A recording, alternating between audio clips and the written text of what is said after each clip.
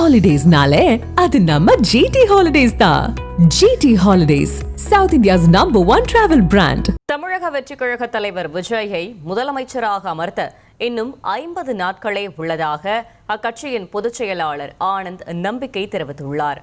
2026 தேர்தலில் தலைவர் தளபதி அவர்களை தமிழ்நாட்டின் முதலமைச்சராக அமர வைப்பதற்கு அடுத்து வரும் 50 நாட்கள் நாம் உழைக்க வேண்டும். இத்தனை வருடம் நாம் உழைத்தது பெரிதல்ல. இந்த 50 நாள் உழைத்தால் கண்டிப்பாக தலைவர் தளபதி முதலமைச்சராவது உறுதி என்பதை இங்கு நான் தெரிவித்துக் கொள்கிறேன். 2026 தேர்தல் என்பது மக்களுக்கு மக்கள் விரோத ஆட்சியாளர்களுக்கான தேர்தல்.